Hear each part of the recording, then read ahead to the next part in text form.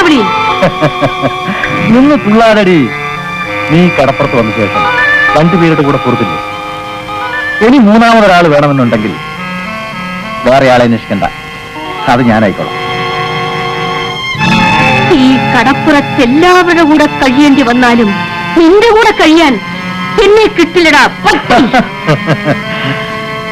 വാശി പിടിക്കാതെ. അതേടാ, വാശി തന്നെ.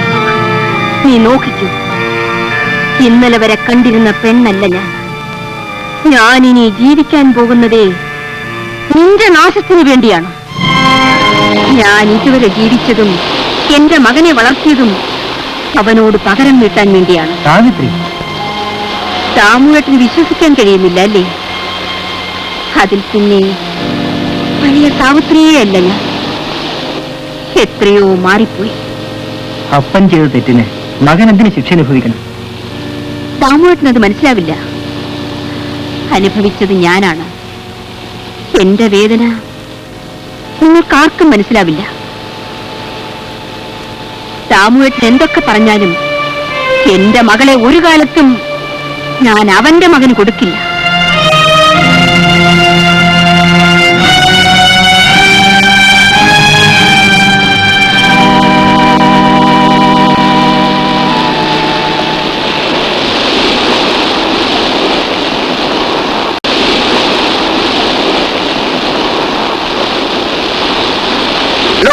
കുളിക്കണ ആ ഫോറല്ലേ, അല്ലെങ്കിൽ താൻ കുളിക്കില്ല. എന്ത് സുഖം.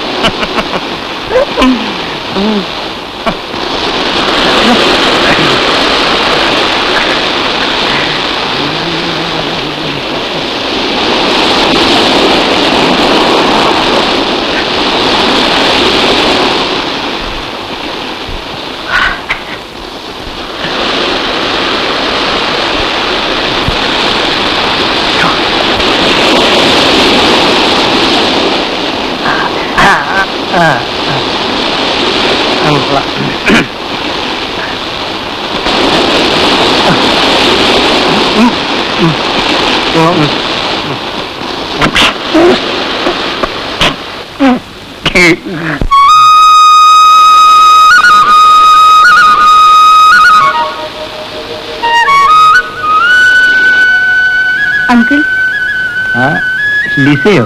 വരൂ, ഇരിക്കും. വീണ വായിക്കാൻ എന്നെ കൂടെ പഠിപ്പിക്കുമോ? ലിസയുടെ മമ്മിയോട് പറയൂ.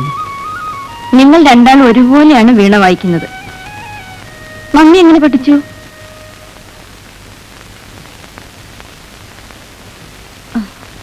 മമ്മിയെ നേരത്തെ അറിയാമോ?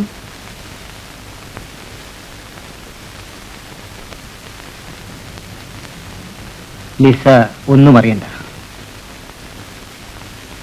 മമ്മിക്ക് ഈയിടെ വലിയ മാറ്റം. എപ്പോഴും എന്തോ ആലോചിച്ചുകൊണ്ടിരിക്കും. അങ്കിൾ ഇവിടെ വന്നതിന് ശേഷമാണ്. അങ്കിൾ മമ്മിയെ നിർബന്ധിച്ച് എന്റെയും സ്റ്റാൻലിയുടെയും വിവാഹം നടത്തിത്തരണം. അങ്കിൾ നിർബന്ധിച്ചാൽ നടക്കുമെന്ന് തോന്നുന്നു. ഞാൻ പരമാവധി ശ്രമിക്കാൻ കുട്ടി. ഇപ്പോഴത്തെ വൈരാഗ്യം ഉപേക്ഷിക്കണമെന്ന് ഞാൻ സ്റ്റാൻലിയോടും ബാബുവിനോടും പറഞ്ഞു. ഏതായാലും ലിസിയുടെ കല്യാണം കണ്ടിട്ടേ ഞാൻ ഇവിടുന്ന് പോവുകയുള്ളൂ. എനിക്ക് സന്തോഷമായി.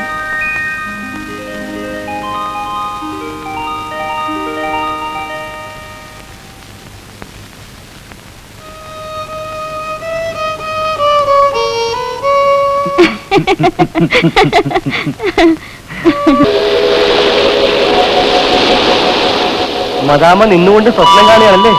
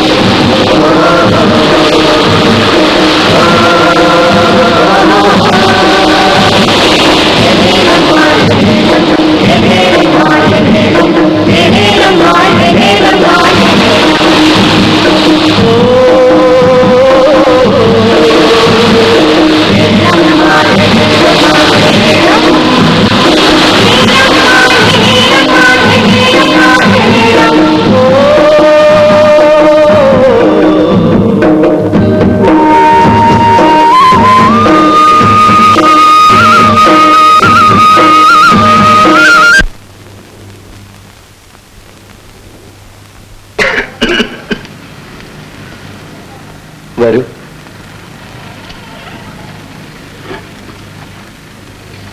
മനസ്സിലായില്ല. എന്റെ പേര് ദാമു.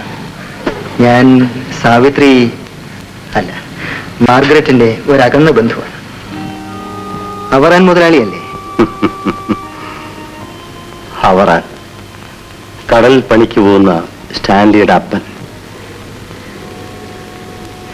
കർത്താവിനെ വിചാരിച്ച് പഴയതൊന്നും ഓർമ്മിപ്പിക്കരുത്. പഴയതെല്ലാം നിങ്ങൾ ഓർക്കുന്നുണ്ടല്ലോ, അത് മതി.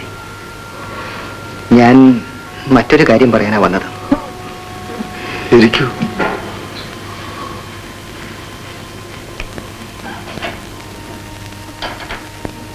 സ്റ്റാൻലിയും മാർഗരറ്റിന്റെ മകൾ ലിസയും തമ്മിൽ സ്നേഹത്തിലാണെന്ന് അറിയാമല്ലോ. അവരന്യോന്യം സ്നേഹിക്കുന്നു. സ്റ്റാൻലി ലിസയെ കെട്ടുന്നതിന് എതിരുണ്ടോ? എനിക്കൊരു എതിരുമില്ല. തന്നെയുമല്ല, ആ പെൺകൊച്ച് എന്റെ മകളായിട്ട് ഇവിടെ വന്നാൽ ഈ പാപിയുടെ മനസ്സിന് അത്രയും ആശ്വാസമായി. പക്ഷേ മാർഗരറ്റ് അവരുടെ സമ്മതം കിട്ടാൻ ബുദ്ധിമുട്ടുണ്ട്. അതിനുവേണ്ടി ശ്രമിക്കുകയാണ്. നിങ്ങളുടെ ഭാഗത്തു നിന്നും തടസ്സമൊന്നും ഉണ്ടാകാതിരിക്കാൻ വേണ്ടിയാണ് ഞാൻ ഇങ്ങോട്ട് വന്നത്. ഒരു തടസ്സമില്ല സാറേ. വേണമെങ്കിൽ ഞാൻ മാഗിയുടെ കാല് പിടിച്ച് മാപ്പ് പറയാം. അതിന്റെ ആവശ്യമുണ്ട്. ഉണ്ട്. അത്ര വലിയ പാപമാണ് ഞാൻ ചെയ്തത്. പണത്തിന്റെ ഹുങ്കുകൊണ്ട് മതിമറന്നുപോയ ദ്രോഹിയാണ് ഞാൻ. ആഗ്രഹിക്കുന്നത് എന്തും നടക്കണമെന്ന ദുർവാശി കൊണ്ട് മാത്രം മാഗിയുടെ ജീവിതം ഞാൻ നശിപ്പിച്ചു. അങ്ങനെ പലരുടെയും ജീവിതം നശിപ്പിച്ചവനാണ് ഞാൻ. ദൈവം അതിനെന്നെ ശിക്ഷിക്കുകയും ചെയ്തു. ആളുകളുടെ മുഖത്ത് നോക്കാനുള്ള നാണം കൊണ്ട് രാപ്പകൽ ഇതിനകത്ത് കഴിയുന്നു. എന്റെ മകന് ആപത്ത് വരുമോ എന്ന് ഭയന്ന് മനസ്സുരുകി ഉരുകി കഴിയുക. കർത്താവ് എന്നോട് ക്ഷമിച്ചെന്ന് തോന്നുന്നു. അതാണ് സാർ ഇവിടെ വരാനുള്ള കാരണം.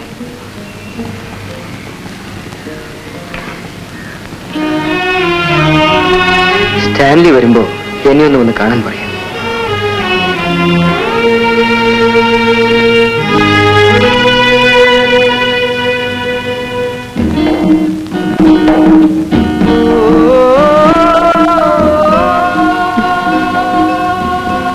സന്തോഷായോ? ആയി. എന്നാ വേഗം പോകാൻ നോക്ക്. നമ്മുടെ വിവാഹത്തെ പറ്റി ഒരു തീരുമാനം എടുത്തേച്ച് പോവാം. തലം തകൃതലം ധൂം തലം തകൃതലം തക്തലം തകൃതലം ധൂം തലം തകൃതലം തക്തലം ധിമിതലം തക്തലം ധൂം. ഇവൻ രാത്രിയിലും വന്നു തുടങ്ങി അവിടെ. ഞങ്ങള് കല്യാണം കഴിക്കാൻ പോവുക. പിന്നെ എപ്പോ വന്നാലും എന്താ? അത് നടക്കില്ല. ബാബു നായരാ. ക്രിസ്ത്യാനി പയ്യന്മാർക്ക് സ്ത്രീധനം കൊടുക്കണം. ഓ, അങ്ങനെ ഒരു കുന്തരാണ്ടം കിടപ്പുണ്ടല്ലോ. ഞാൻ ഹിന്ദു ആവാൻ പോവുക. സൂസമ്മേ, ആട്ടക്കാല ചട്ടത്തെ അനുസരിപ്പത് മുറൈ. ക്രിസ്ത്യാനി പെൺപിള്ളേരെ അപ്പന്മാര് സ്ത്രീധനം കൊടുത്ത് കെട്ടിക്കേണ്ടതും ആട്ടക്കാലച്ചട്ടമാണ്.